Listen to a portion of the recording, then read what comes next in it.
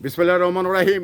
এই যে বিভিন্ন রাজনৈতিক দল আগামী নির্বাচনের মানে জাতীয় নির্বাচনের আগে গণভোট নাকি পিআর পদ্ধতিতে নির্বাচন, এই নিয়ে কিছু ইসলামী দল তারা কিন্তু বিভিন্ন সময় বায়না ধরেছেন, বিভিন্ন সময় কিন্তু গণমাধ্যমে কথা বলছেন।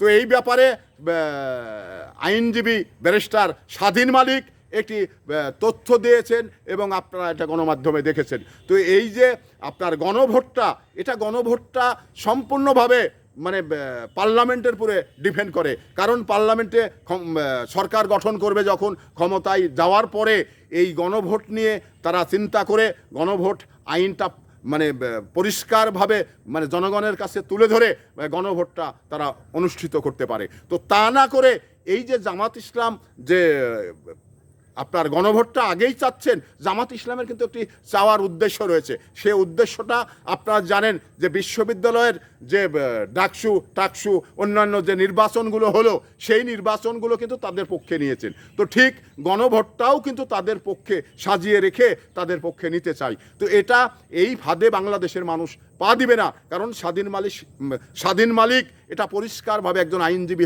হিসাবে উনি কিন্তু পরিষ্কার বললেন যে গণভোটটা যে আইন রয়েছে সেটা হলো যে পার্লামেন্টের পরেই ডিপেন্ড করবে। পার্লামেন্ট চাইলে পার্লামেন্ট গঠন করার পরে কতদিন পরে হবে এটা কিন্তু পার্লামেন্ট মানে সিদ্ধান্ত নেবে। কিন্তু পার্লামেন্ট গঠন হওয়ার আগে যদি এই গণভোট চাই তাহলে এটা কিন্তু আইনের পরিপন্থী, আইনকে বৃদ্ধাঙ্গুলি দেখানো হয়। তো জামাতের নেতৃবৃন্দকে আমি যেটা বলতে চাই, এই আইনগুলো জামাত কোথায় পেল?